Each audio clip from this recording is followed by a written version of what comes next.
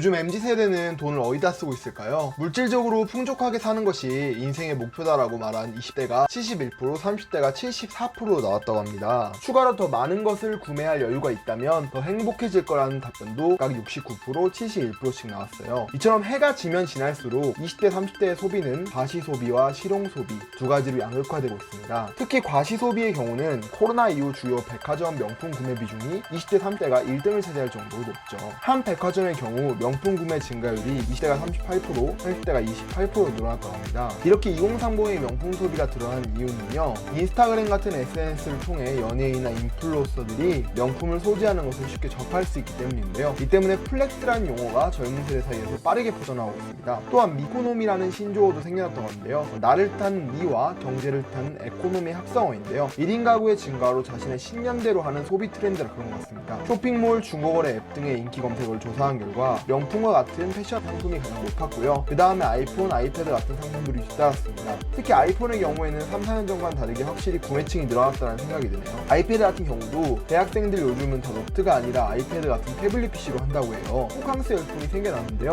호텔 바캉스의 줄임말인데, 코로나 시국으로 인해 해외여행이 힘들어져서 국내 호텔로 휴가를 보내는 문화가 생겨나고 있습니다. 100만원 가량의 스위트룸이 한참 대기를 해야 될 정도로 정말 잘 팔리고 있다고 하는데요. SNS를 통한 보여주기식 허세 문화가 크지 않나 싶어요. 코로나 이후에 이렇게 소비가 늘어나기도 했지만 짠테크라고 해서 한 달 생활비를 50만원 정도로 빠듯하게 잡고 남은 돈으로 주식이나 코인 투자 같은 재테크의 비중도 늘어났다고 해요. 코로나 때 다들 기억하시죠? 영끌이다 비투다 하면서 주식 코인 투자가 열풍이었던 시절에, 10대의 경우는 18년 28%에서 13% 가까이 상승했고요. 30대의 경우는 18년 대비 8% 증가해 39%가 됐다고 합니다. 이는 코로나 시대 때 예적금으로 재산을 늘릴 수가 없고 상승하는 물가 때문에 돈을 모으기 현실적으로 어렵기 때문인데요. 그래서 주식과 코인 같은 자산에 투자를 내고 부동산 공부를 하는 사람들이 늘어났다고 합니다. 20대의 43%가 주식 투자에 대한 이미지를 변했다라고 답할 정도인데요. 때한 부동산 가격 등이 원인을 꼽을 수 있겠습니다. 최근 20대, 30대의 소비 트렌드를 보면 확실히 시대가 달라지고 있음을 생각하게 되는데요. 저희 아버지나 어머니 세대 때는 20대, 30대의 대출을 최대한 받지 않고 예적금을 들어서 저축한 뒤에 내 집을 마련했죠. 여기에 더해 주식 투자는 위험하다는 얘기가 많았고요. 하지만 MZ세대에서는 이게 자연스러운 일이 되었습니다. 아낄 건 최대한 아끼고 모을 건 최대한 모으는 게 기성세대의 모토였다면, 지금은 돈 벌어 사고 싶은 거 사고 하고 싶은 거 다 하면 산다는 성향이 많이 늘어난 것 같아요. 한 시사 사이트에 따르면 MZ세대의 소비 트렌드가 이렇게 된 것이 IMF 때 영향을 많이 받았다고 합니다. 우리 IMF 때 어땠죠? 많은 회사들이 부도나고 파산하고 은행에 모아놓던 돈이 무용지물 됐습니다. 실적을 쌓지 못하는 회사, 은행은 사라졌고요. 이건 사람도 마찬가지였어요. 실적이 없고 능력이 없는 직원은 해고됐죠. 이 때문에 우리에서 나가 중요해지는 기회가 되었습니다. 그렇지 않은 직원조차도 현재와 비교를 해보니까 큰 보상은 받지 못했어요. 왜?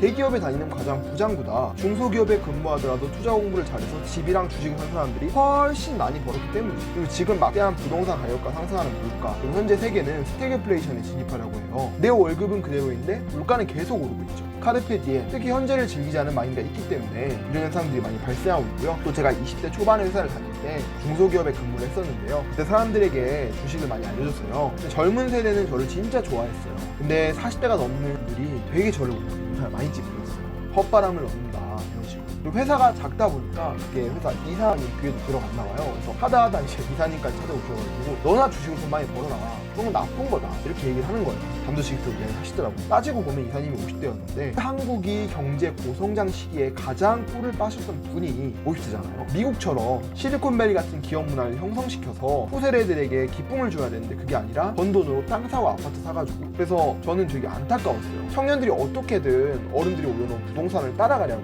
주식이니 코인 하면서 적은 돈으로 수익을 얻을 수 있게 노력을 하는 건데, 그런 마음을 알아주지 못하고 무조건적으로 바람을 넣는다라고 폄하를 하는 거죠. 당시 회사는 창립 20년 이후로 발전이 없어서 경영 위기였고요. 이대로 가면 회사가 5년을 하기 힘들 것 같다라고 사장님이 직접 연초에 사람들을 모아놓고 이야기할 정도로 어려웠습니다. 과거에는 나름 입지가 있는 중소기업이었지만 20년째 성장하지 못해요. 똑같은 제품만을 팔고 있었기 때문이죠. 당시 이사님의 이야기를 들으면서 저는 이 생각이 들었어요. 나이나 경력, 그러니까 짬순이 아니라 제대로 실력이 있고 감각이 있는 사람을 자리에 앉혀야 된다. 그러려면 회사에 주주가 더 많아져야 되고 많은 사람이 경영에 참여해야지만이 제대로 일 잘하는 사람을 데려올 수 있겠구나 싶었습니다.